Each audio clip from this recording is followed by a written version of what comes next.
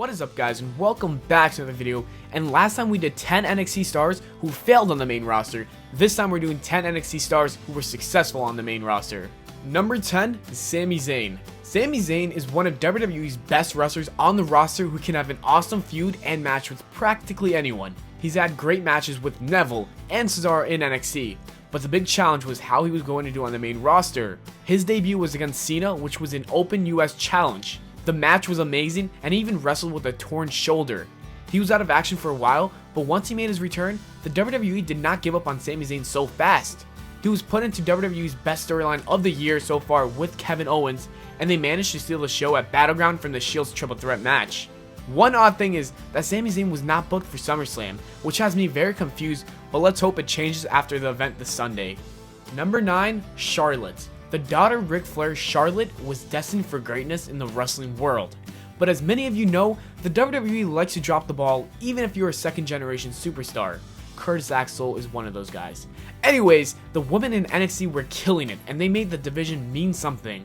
Once they were brought over to the main roster, many feared that the WWE would give them 2-minute matches with no builds. That was not the case, and Charlotte with Becky Lynch and Sasha Banks stole the show at WrestleMania 32. Number 8, Enzo and Big Cast. Ever since making their debut on Raw the day after WrestleMania 32, Enzo and Big Cast have been one of the greatest tag teams we've seen in a while. Every time they come out to the ring and do the whole SAWFT soft thing, the crowd keeps getting louder and louder every week.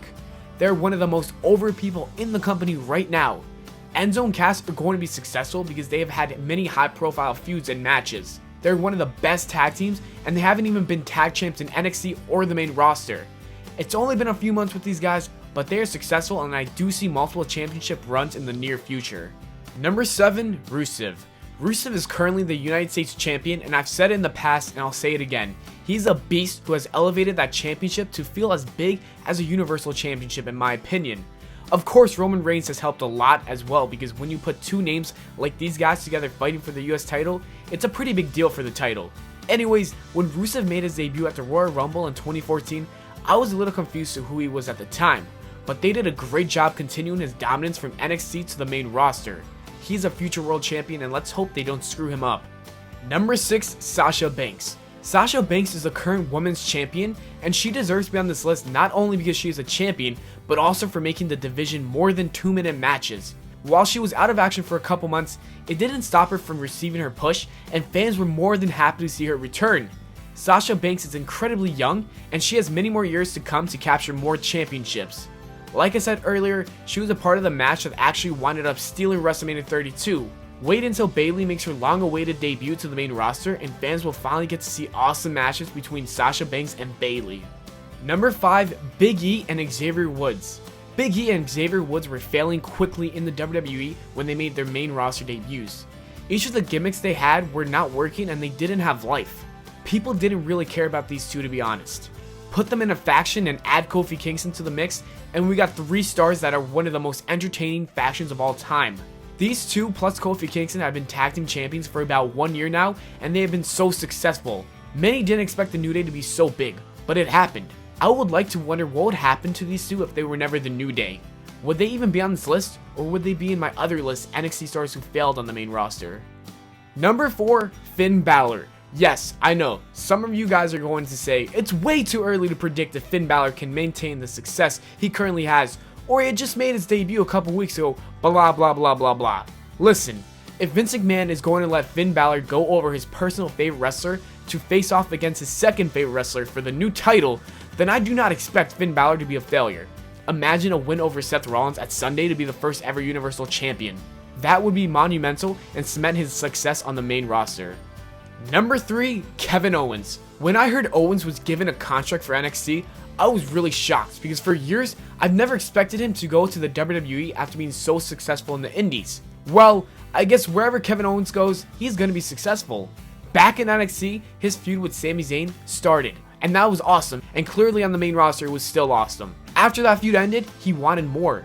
He went on to the main roster, and his first feud was with none other than John Cena. Okay, now we're talking success. I like it. How can you be more successful than just feuding with the top dog? Well, beating him in your first main roster match. That's exactly what Kevin Owens did. It was a sight to see, and me and my friends, we were reacting like it was Taker losing to Brock Lesnar at WrestleMania 30. Number 2, Daniel Bryan. Out of the entire original NXT reality show, I searched and searched for wrestlers who received success, and Daniel Bryan was really the only successful one out of all of them. He was given some ridiculous storylines early in his career, dating Gail Kim, and even losing to Sheamus in 18 seconds. You all remember that. You can try to forget, but it won't happen.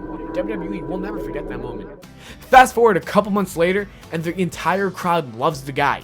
WrestleMania 30 ends with the much-deserving Daniel Bryan finally winning his second WWE World Heavyweight Championship. The reason he's not number 1 on this list is his injury issue. Bryan had to retire due to brain problems, and if he had never retired, who knows how far he would have gotten. Number 1, Seth Rollins. Number 1 is actually the first ever guy to win the NXT Championship.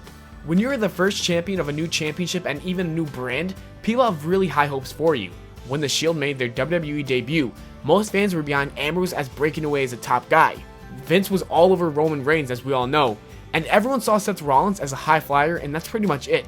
Not me, he was always my favorite, but I'm just saying. Rollins is currently the biggest star out of the Shield and NXT itself. I can see him being in many awesome feuds and matches in the future. He will be the man for a long time to come. As always, thanks for watching the video, guys. I hope you all enjoyed. If you did, leave a like and subscribe for more. Don't forget to follow me on Twitter at WWE Pllana. Also, check out my other channel, Official Life Facts. Take care and spike your hair.